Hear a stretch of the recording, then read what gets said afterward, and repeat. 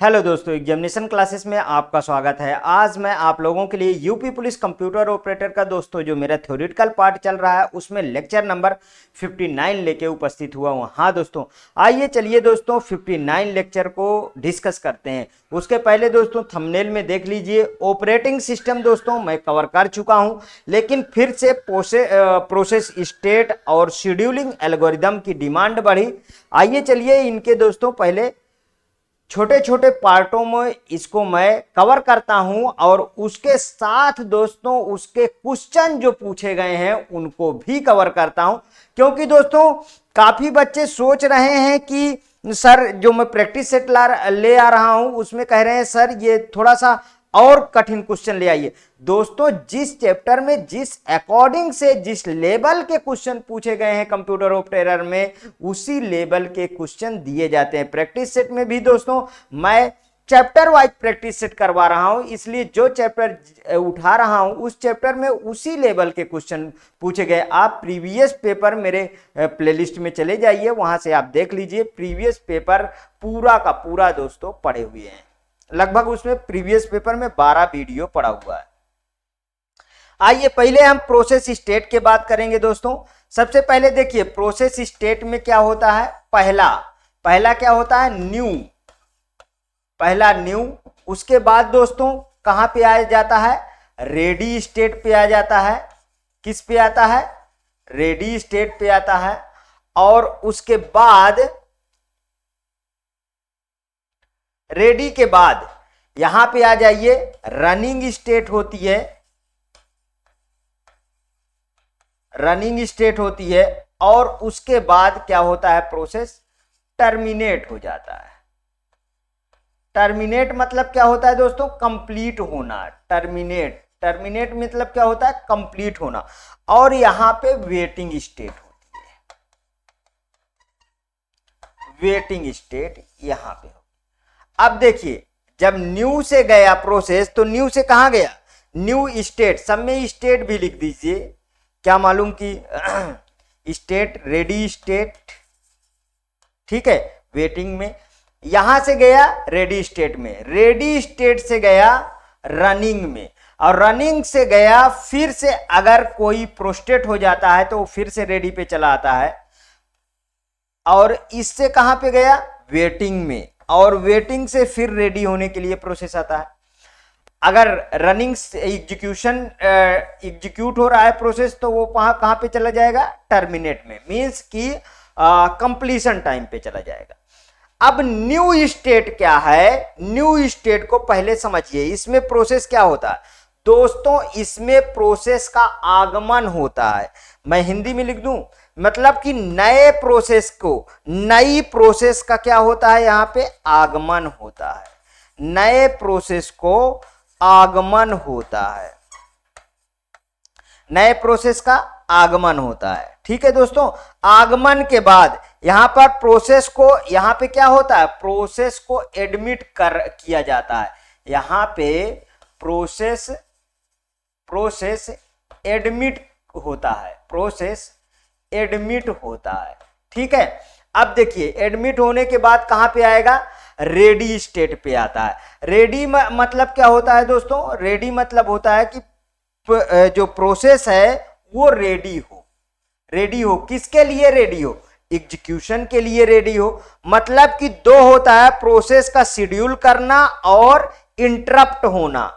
Process का schedule करना और इंटरप्ट, यहां पे क्या होता है, इंटरप्ट हो जाता है प्रोसेस, और प्रोसेस का शेड्यूल होता है। प्रोसेस को शेड्यूल करना होता है, यहां पे शेड्यूल करना होता है।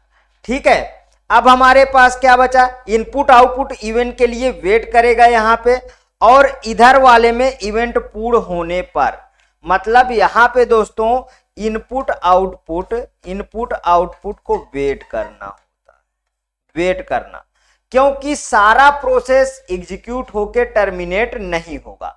मींस देखिए एक साथ, अब समझिए कंप्यूटर में आप मल्टी प्रोसेसिंग में समझते हैं कि एक साथ कई प्रोसेस जो है कई प्रोसेस एक साथ प्रोसेस होता है, मींस कई प्रोसेस एक साथ कंप्लीट होता है। दोस्तों ऐसा नहीं होता है, ध्यान रखिएगा। कंप्यूटर में एक ही प्रोसेस एट अ टाइम में कंप्लीट होगा, मतलब कि एक प्रोसेस एट अ टाइम, मैंने क्या जोड़ दिया, एट अ टाइम, मतलब एक समय में एक ही प्रोसेस कंप्लीट होगा। ठीक है, तो फिर यहां पे मतलब कंप्लीट होने के लिए मींस पूर्ण होने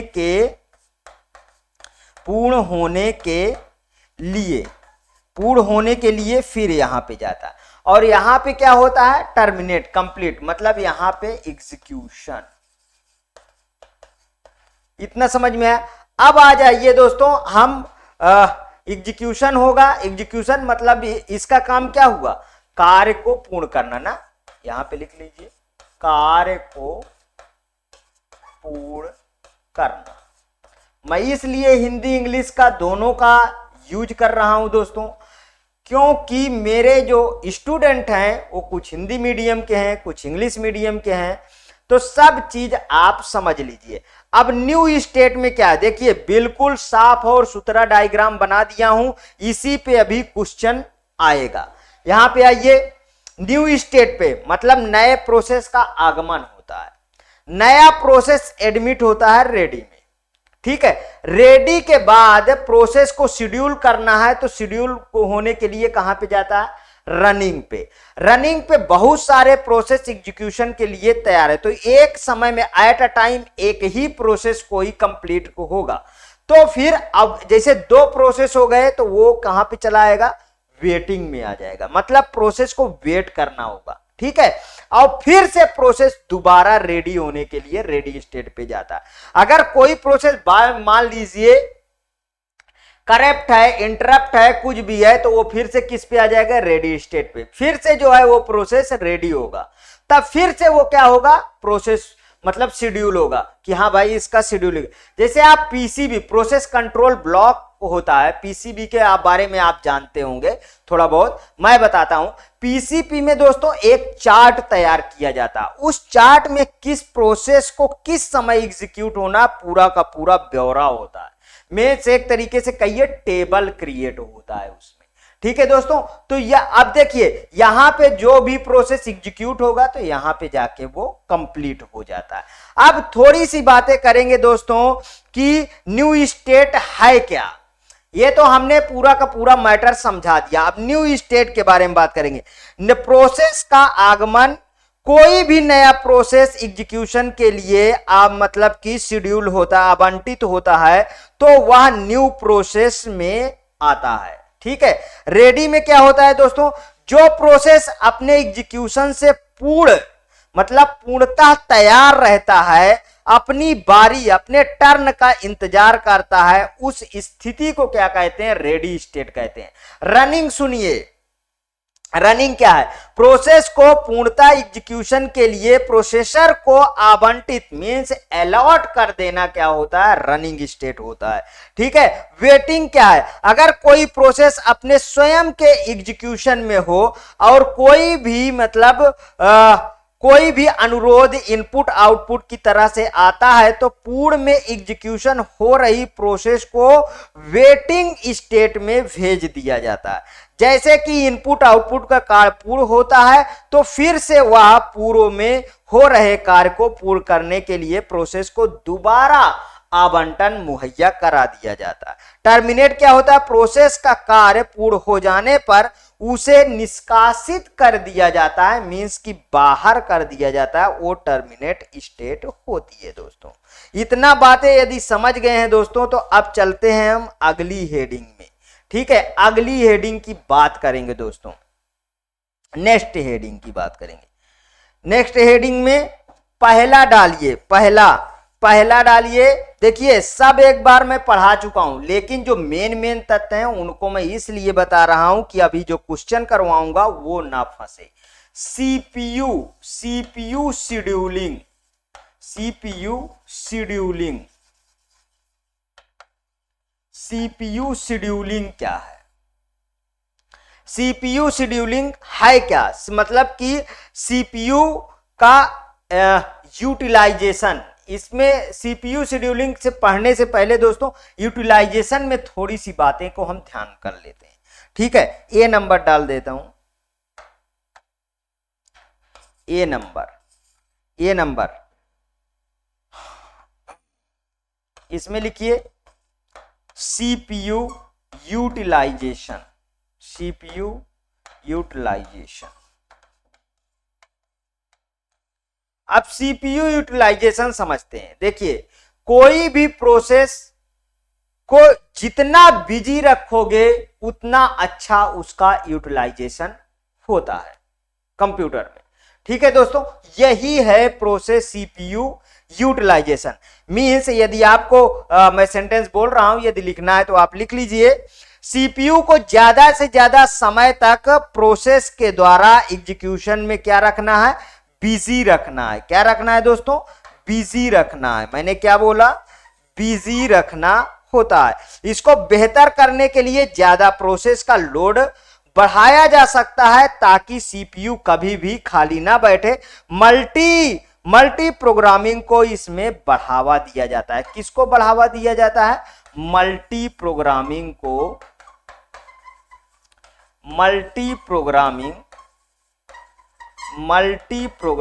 को दोस्तों बढ़ावा इसमें दिया जाता है। किसमें, यूटिलाइजेशन में। ठीक है, मल्टी प्रोग्रामिंग बढ़ावा दिया। जितना भी एल्गोरिथम प्रयोग में लाए जाएंगे उन सभी का मुख्य उद्देश्य होता है सीपीयू को बेहतर करना। कि क्या करना है दोस्तों, सीपीयू को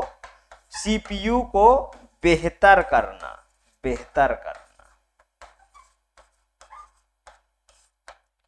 अब आ जाइए, इसके बाद यूटिलाइजेशन हो गया।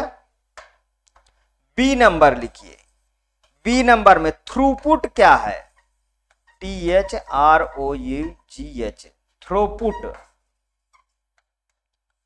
थ्रूपुट में नोट करिए, थ्रूपुट क्या है। जब सभी प्रोसेस अपने एग्जीक्यूशन में व्यस्त रहते हैं तो यह समय रखा जाता है कि दिए गए निश्चित समय पर जितने प्रोसेस अपना एग्जीक्यूशन पूर्ण किया, जितने समय में अपना एग्जीक्यूशन पूर्ण किया, यह किसी भी एल्गोरिदम की क्या है, मापन प्रक्रिया होती है। इसके बाद सी नंबर लिखिए दोस्तों, C number turn around time, turn around time. ये क्या है टर्न अराउंड टाइम, इसको समझिए। यह वह समय होता है जब कोई प्रोसेस एग्जीक्यूशन के लिए लोड होता है। किसके लिए दोस्तों, एग्जीक्यूशन के लिए लोड होता है, और जब इसका कार्य पूर्ण होता है इन दोनों समय के बीच का समय, मींस देखिए समझिए, एग्जीक्यूशन के लिए लोड होना, एग्जीक्यूशन के लिए लोड होता है, और उसके बाद कार्य का पूर्ण होना, मींस की कंप्लीट होना। इस बीच के समय को दोस्तों क्या बोला जाता है, इस बीच के ही समय को टर्न अराउंड टाइम बोला जाता है। समझ में आया कि नहीं, एग्जीक्यूशन के लिए लोड होना और कार्य कंप्लीट होना। यहां पे क्या है, कार्य का कंप्लीट होना, कार्य के कंप्लीट होने के बीच में जो समय लगता है दोस्तों वो है टर्न अराउंड टाइम। ठीक है, अब आ जाइए नंबर डी। दोस्तों इतना बेहतरीन तरीके से मैं एक एक करके इसको इसलिए समझा रहा हूं क्योंकि अभी इसका मैं क्वेश्चन करवाने वाला हूं। अब वेटिंग टाइम, अब किसके बारे में मैं बात करूंगा, वेटिंग टाइम के बारे में बात करूंगा। वेटिंग टाइम के अंतर्गत प्रोसेस रेडी क्यू में रहती है और अपने एग्जीक्यूशन का इंतजार करती है। कहां पे रहती है, रेडी क्यू में रहती है और अपने एग्जीक्यूशन का इंतजार करती है, रेडी रेडी क्यू में रहती है और अपने एग्जीक्यूशन का इंतजार करती है। ठीक है, वह एल्गोरिथम सबसे बेहतर होती है जिसका वेटिंग या औसत वेटिंग टाइम समय कम होता है। ठीक है, क्या मैंने बोला? वह एल्गोरिथम बेस्ट होती है, यहां पे लिख भी सकते हैं, वह एल्गोरिथम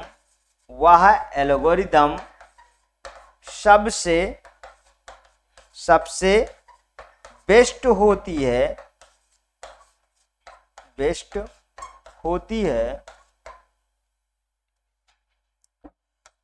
जिसका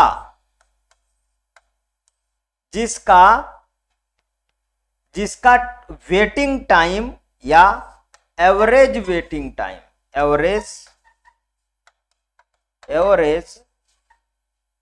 वेटिंग टाइम सबसे कम होता है, सबसे कम होता। समझ में आया दोस्तों? अब आगे चलिए, इसके बाद रिस्पॉन्स टाइम क्या है? कौन सा था? डी। ई नंबर में लिखिए रिस्पॉन्स टाइम। रिस्पॉन्स टाइम सुनिए क्या है? रिस्पॉन्स टाइम में एग्जीक्यूशन प्रोसेस का रिजल्ट प्राप्त होने में जो समय लगता है वह समय रिस्पॉन्स टाइम कहा जाता है। यह सबसे विश्वस्त तरीका है किसी भी शेड्यूलिंग क्राइटेरिया तय करने के लिए। अब शेड्यूलिंग एल्गोरिदम हमने ऊपर क्या डाला है दोस्तों? शेड्यूलिंग एल्गोरिदम ना, सीपीयू शेड्यूलिंग। हाँ, सीपीयू शेड्यूलिंग। अब सीपीयू शेड्यूलिंग में शेड्यूलिंग एल्गोरिदम हेडिंग डालिए।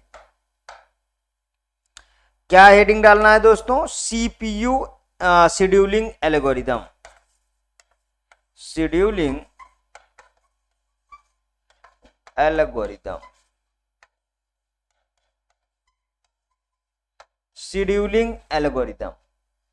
दो तरीके के शेड्यूलिंग एल्गोरिदम होता है। कौन कौन से? पहला नॉन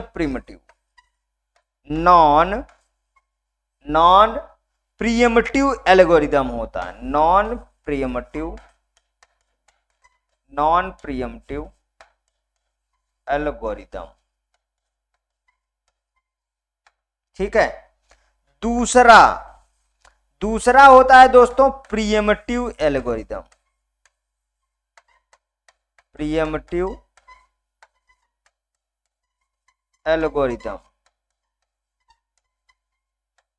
ठीक। नॉन प्रीएम्प्टिव एल्गोरिदम क्या है? थोड़ी सी बातें डिस्कस करेंगे।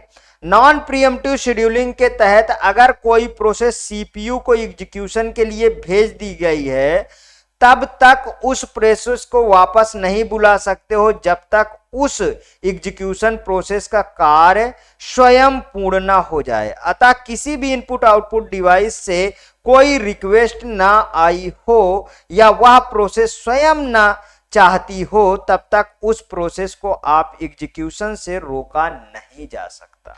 समझ में आया? नॉन प्रीएम्प्टिव क्या है समझिए। प्रीएम्प्टिव शेड्यूलिंग के अंतर्गत कार्य कर रही प्रोसेस को जबरदस्ती वापस बुला लेना, स्वयं का कार्य पूर्ण होने से पहले और दूसरी किसी प्रोसेस को सीपीयू के लिए आवंटित कर देना, ये होता है प्रीएम्प्टिव एल्गोरिदम। अब इसके अंदर दोस्तों अब पहली हेडिंग डालिए आप एफसीएफएस। अब आ जाइए एफसीएफएस को डिस्कस करते हैं। पहला डालिए एफसीएफएस। इसका फुल फॉर्म पूछा जाता है आपके पेपर में, आपके लेवल में इसका फुल फॉर्म पूछा जा सकता है। अभी तक दोस्तों इससे शेड्यूलिंग से कोई क्वेश्चन कंप्यूटर ऑपरेटर में नहीं पूछा, आपको मैं बता दूं। थ्योरेटिकल से क्वेश्चन पूछा गया है, लेकिन आगे संभावनाएं हैं क्वेश्चन पूछा जा सकता है।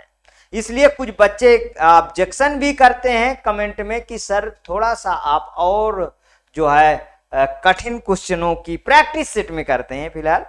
तो आज उन लोगों के लिए है दोस्तों जो जिनका बेस कंप्लीट है, आज उन लोग इसमें फोकस करेंगे क्वेश्चन में। ठीक है, तो चलिए आइए FCFS, first come first serve, इसका फुल फॉर्म लिख लीजिए, first come first serve, first serve. दोस्तों ये इसका फुल फॉर्म से ही पता चलता है कि जो पहले आया पहले पाओ, पहले आओ पहले पाओ। इसका मतलब है फर्स्ट कम फर्स्ट सर्व के अंतर्गत जो प्रोसेस पहले सीपीयू के लिए आएगी, उसी प्रोसेस को सबसे पहले सीपीयू को आवंटित किया जाएगा। ठीक है, यह कैसा होता है, एक नॉन प्रीएम्प्टिव एल्गोरिथम है, लिख लीजिएगा, नॉन प्रीएम्प्टिव है। कैसा एल्गोरिथम है, non pre-emptive, non pre-emptive, pre-emptive, non pre-emptive algorithm है, नॉन प्रीएम्प्टिव एल्गोरिथम है। चलिए अब पहला इसके नॉन प्रीएम्प FCFS का मैं एक एग्जांपल लेता हूं, उस एग्जांपल के तहत मैं आपको समझाता हूं। प्रोसेस डालिए, example number first, example number first, process लिख लीजिए। प्रोसेस में क्या है, P1, P2 और P3, बस 3 तो प्रोसेस है। हाँ, एग्जीक्यूशन का टाइम, एग्जीक्यूशन का यहां पे टाइम लिख लीजिए, एग्जीक्यूशन का समय, एग्जीक्यूशन टाइम डायरेक्ट डाल लीजिए। कितना मान लीजिए, 26, 2 और 2। अब इसके लिए कैसे हम निकालेंगे, हमको निकालना क्या है ये पहले समझ लीजिए। टर्न अराउंड टाइम और वेटिंग टाइम हम निकालेंगे, एवरेज वेटिंग टाइम। तो अभी एग्जांपल में हम एवरेज वेटिंग टाइम के बारे में डिस्कस करेंगे। उसके बाद फिर मैं प्रैक्टिस सेट वाले सीरीज में दोस्तों इसके क्वेश्चन डिस्कस करूंगा, ध्यान रखिएगा, अभी एग्जांपल से समझाऊंगा बस। चलिए आइए एग्जांपल इसका समझिए। तो इसके लिए हम क्या करें पहले बताइए, इसके लिए हम गैंट चार्ट बनाते हैं। क्या बनाते हैं, गैंट चार्ट, गैंट चार्ट तैयार करते हैं। क्या तैयार करते हैं, गैंट चार्ट बनाते हैं। अब उसके बाद देखिए गैंट चार्ट कैसे बनेगा, थोड़ा सा बातों को ध्यान दीजिएगा। प्रोसेस पहला P1, तो FCFS तो सिंपल होता है, कोई दिक्कत नहीं, 0 से स्टार्ट हुआ, कितना है 26। P2, अब देखिए ये जो 26 आया है, अब P2 का एग्जीक्यूशन टाइम इसमें जुड़ जाएगा, मींस कि 26 में यहां पे क्या आएगा, 26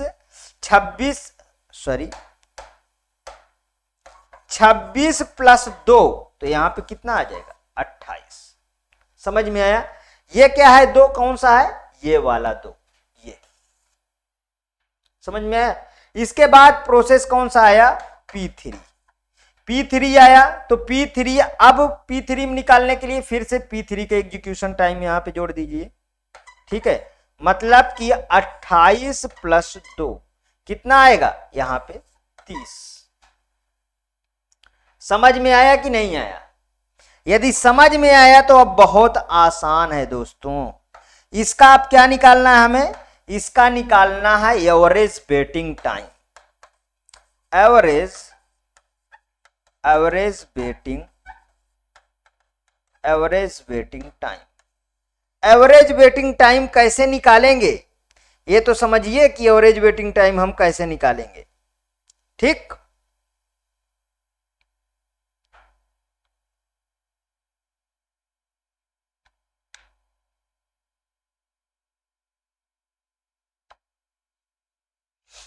चलिए आइए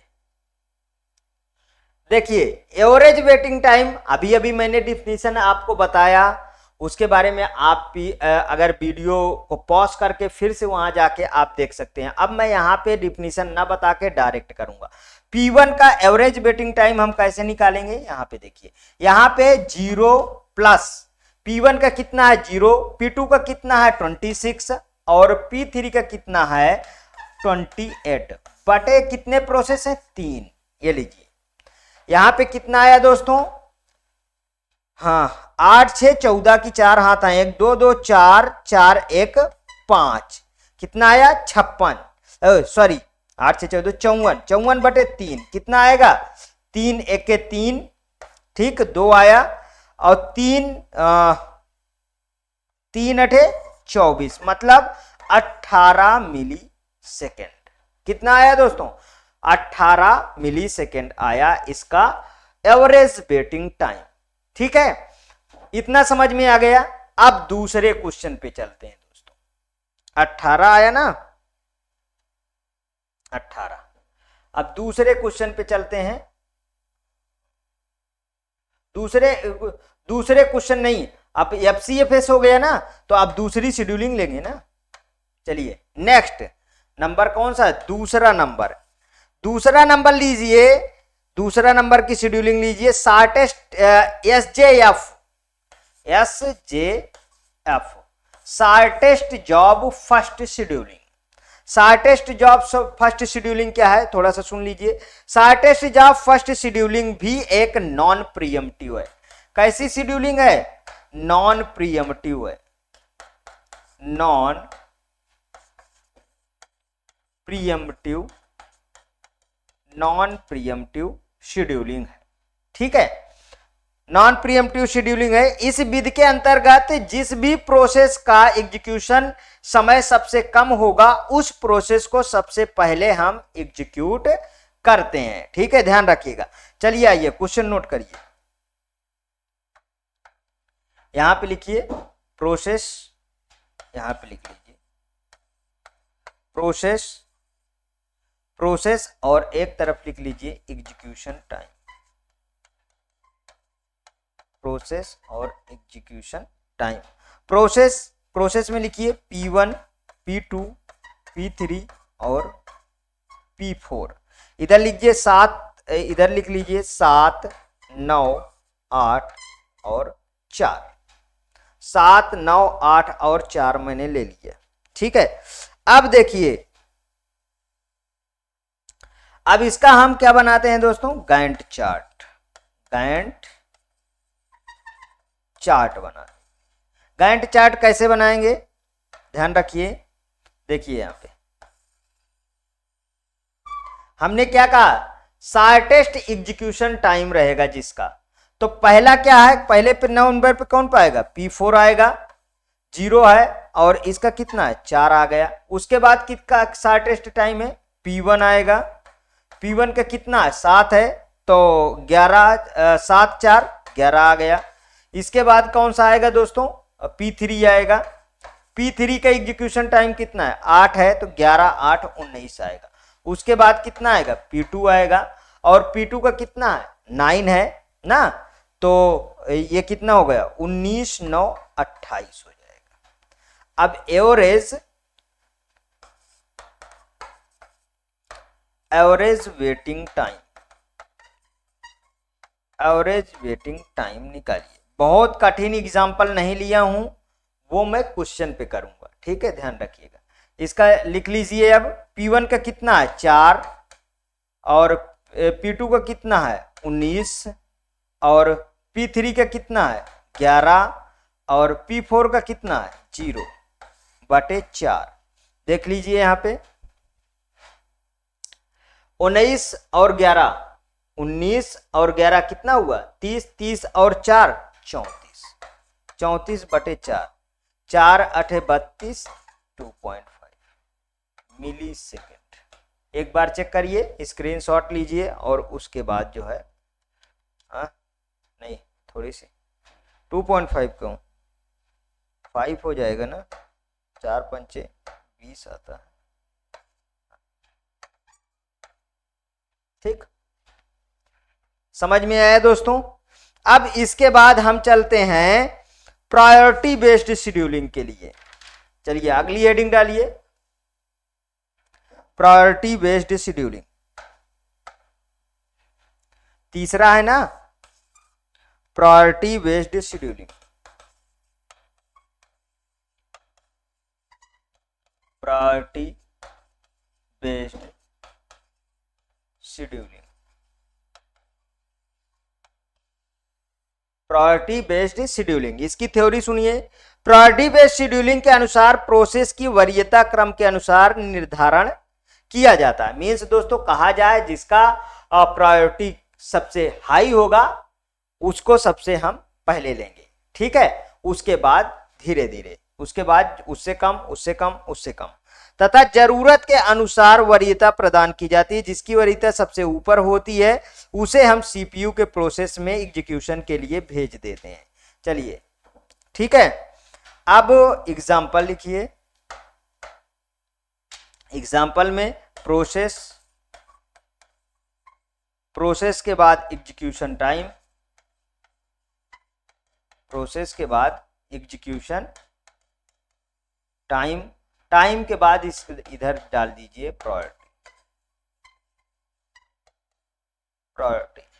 प्रोसेस क्या है दोस्तों? Process P1 P2 P3, P1 P2 P3 P4 और P5 और उसके बाद एग्जीक्यूशन टाइम 81322 81322, इसके बाद 21453 21453। समझ में आए? ये मैंने एग्जांपल ले लिया है। अब चलते हैं, गैंट चार्ट की बारी है।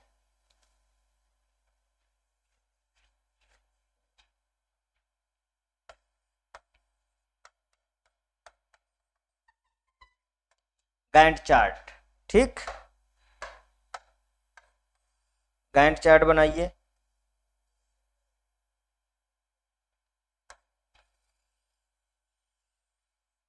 ठीक है, देखिए पहले स्थान पे कौन सा आएगा? जिसकी प्रायोरिटी हाई होगी। तो प्रायोरिटी सबसे किसकी हाई है? मतलब 1 की हाई है। अब देखिए ये इसमें ये ना समझिएगा कि 5 की प्रायोरिटी सबसे ज्यादा है, नहीं। प्रायोरिटी मतलब first second third, means just opposite. जैसे -1 सबसे ज्यादा, -9 कह दूं उससे कम, ठीक है। तो इसमें 1 जिसका फर्स्ट नंबर होगा उसकी प्रायोरिटी अधिक है। तो पहले कौन सा आएगा? P2 आएगा। P2 आएगा तो यहाँ पे कितना आया दोस्तों? यहाँ पे अब आप इस एग्जीक्यूशन टाइम पे चले आइए, ठीक है। वहां से कहां पे चले आइए? एग्जीक्यूशन टाइम पे चले आइए। यहाँ पे देखिए इसमें कितना है? 0 1 गया, समझ में आया? यहाँ पे 1 ऐड हो गया। फिर उसके बाद प्रायोरिटी किसकी है? P1 की है। P1 यहाँ पे ला दीजिए और 1 में से अब 8 नंबर 8 है ना एग्जीक्यूशन टाइम, तो 1 8 9 हो गया। इसके बाद प्रायोरिटी किसकी है? P5 की है। P5 में कितना है? 2 है ना एग्जीक्यूशन टाइम, 9 2 11 हो गया। इसके बाद किसकी है? P3 की है। P3 में कितना एग्जीक्यूशन टाइम? 3 है, मतलब 11 और 3 14 हो गया। उसके बाद किसके? P4 बची। P4 में कितना है? 5 14 और 5 19 हो गया। समझ में आया? इसके बाद अब एवरेज वेटिंग टाइम निकालिए। एवरेज वेटिंग टाइम, ठीक है। एवरेज वेटिंग टाइम देखिए P1 की कितनी है? P1 की कितनी है बताइए? 1। P2 की कितनी है? 0। P3 की कितनी है? 11 और P4 की कितनी है? 14 और P5 की कितनी है? 9। 9 बटे कितने प्रोसेस है? 5। यहां पे देख लीजिए 11 और 1, 11 1 12, 12 दुनाई 24, 24 और 2, 24 2 26, 26 और 9, 26 और 9 35। कितना हुआ? 26 9 35, 35 बटे कितना हुआ? 5। 5 5 7 35 मीन्स कितना है? 7 ms मिली सेकेंड। अब आगे देखिए, आगे कौन सा बचा? अब राउंड रोबिन शेड्यूलिंग है दोस्तों। राउंड रोबिन को चलो निकालते हैं। Round robin scheduling last scheduling होगी ये।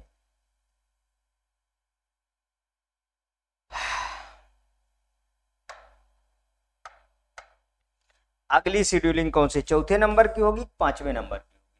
कौन सा था?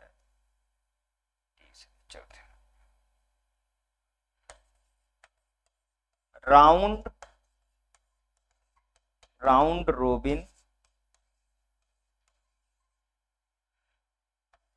Robin scheduling. Round robin scheduling को कैसे निकालेंगे समझिए। सीपीयू के टाइम को सभी प्रकार के साथ बराबर से शेयर करती है, सभी के साथ सीपीयू टाइम बराबर से शेयर करती है या एफसीएफएस विधि के अनुसार कार्य करती है, परंतु यहां पर प्रीएम्प्टिव को जोड़ दिया जाता है ताकि सभी प्रोसेस का उसके टाइम का भाग प्राप्त हो सके। ठीक है, अब इसके एग्जांपल लिखिए। किसको जोड़ दिया जाता है? एक लाइन एफसीएफएस को। ठीक है, एफसीएफएस को जोड़ दिया जाता है, ध्यान रखिएगा।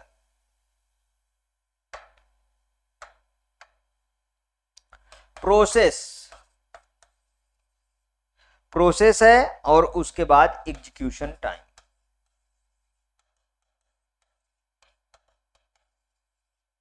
ठीक, प्रोसेस में P1 P2 और P3, P1 P2 थी 31-3-3, 31-3-3। चलिए अब इसका देखिए, एफसीएफएस को जोड़ दिया जाता है ना, तो इसका आप गैंट चार्ट तैयार करते हैं। गैंट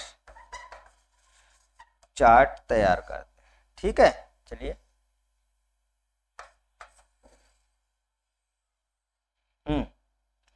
यहां पे क्या आया?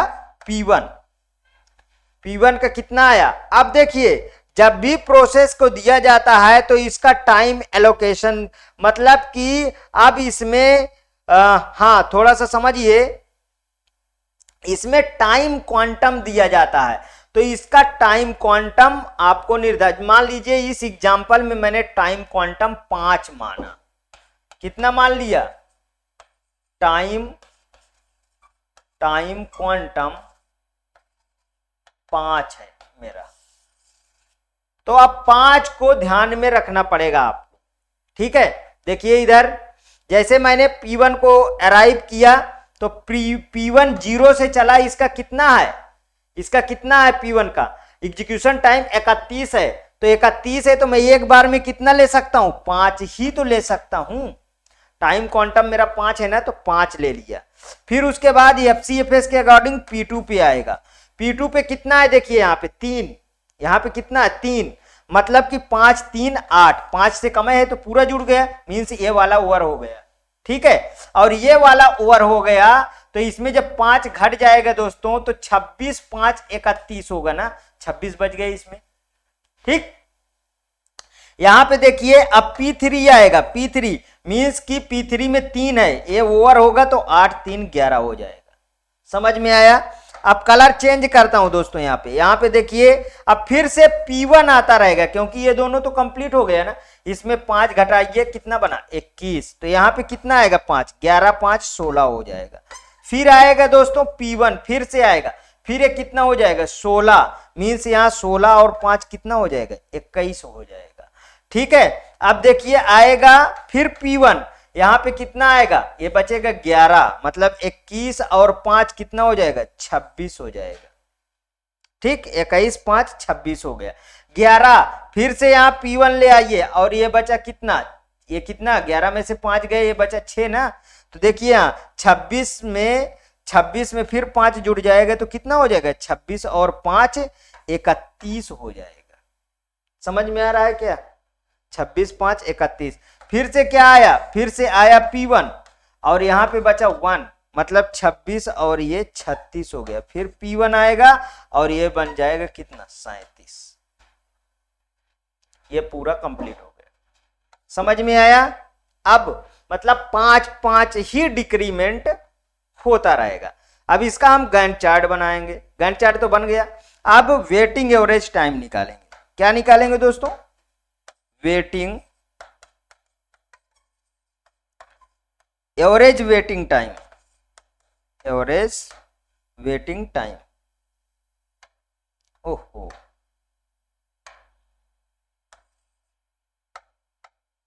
Average waiting time.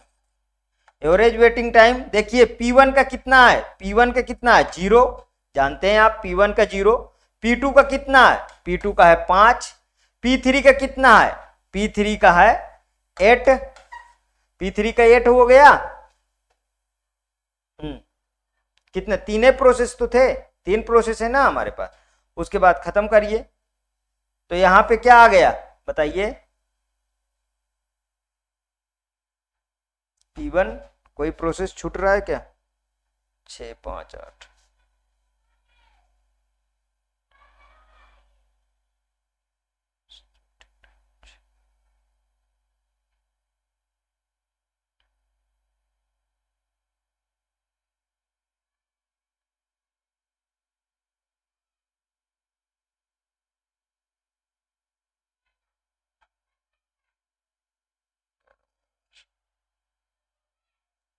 ठीक है, 6 5 8 0, P1 का 0, P2 का 5। लेकिन P1 तो कई, हाँ कितनी बार काटा ना, तो P1 का कितना गैंट चार्ट 31, 6, तो इसका आया 6, 6 कहाँ से है, चलो ठीक है। ठीक है दोस्तों, तो इसका जो है वेटिंग टाइम कितना आएगा, 0 5 6, 3 प्रोसेस हुआ ना, तो 8 5 13 हो गया, 13/3। तो यहां पे देखिए दोस्तों कितना हो जाएगा, 3 चौक 12, ठीक है, 3 चौक 12 हो गया, एक आया 3 त्रिकाई 9, ऐसे 3 त्रिकाई 9 हो गया, 3 3 आएगा, MS आ जाएगा। ठीक है, इसमें थोड़ी सी बातों को कंफ्यूजन क्रिएट हो रही है, इस क्वेश्चन के अकॉर्डिंग कुछ और बुक में लिखा है, ये सही है कि नहीं सही है, इसके बारे में थोड़ा सा आप भी देखिएगा, इसको मैं भी रीचेक कर लूंगा ये वाले को, ठीक है, राउंड रोबिन वाले को, ये इतना मुझे रीचेक करना है, बुक के अकॉर्डिंग मैच नहीं, बुक में क्या लिखा है, इसलिए थोड़ा सा बुक को भी ध्यान रखना होता है, इसलिए इस बारे को हम मैच करेंगे। ठीक है दोस्तों, सही है कि गलत है, चलिए कोई बात नहीं दोस्तों। यदि ये आपको अच्छा लगे प्लीज दोस्तों, तो प्लीज और प्लीज मेरे एग्जामिनेशन चैनल को आप सब्सक्राइब करिए, मेरा वीडियो लाइक करिए, ज्यादा से ज्यादा दोस्तों में शेयर करिए। हाँ, अपनी हर एक वीडियो में प्लीज और प्लीज कमेंट जरूर दीजिएगा दोस्तों। देखिए, comment oriented class, free initiative class है, आपके कमेंट बिहेव पे चल रही है, जैसा आप कमेंट डालें, आप डिमांड किए ऑपरेटिंग सिस्टम की, मैंने ऑपरेटिंग सिस्टम ला के रख दिया। ठीक है दोस्तों, कुछ लोग डाटा स्ट्रक्चर के क्वेश्चन की डिमांड किए हैं दोस्तों, वो भी ला के रख दूंगा। ठीक है, लेकिन दोस्तों मैं ये कहूंगा कि इसमें सारा का सारा आपको बिल्कुल बेहतरीन तरीके से समझ में आएगा, मैं ऐसे आशा करता हूं दोस्तों। अगर इसमें किसी में भी कंफ्यूजन है दोस्तों, तो आप फिर से मुझे बोलिएगा, फिर इसे तोड़ के मैं आपके सामने प्रस्तुत करूंगा। ओके दोस्तों, थैंक यू।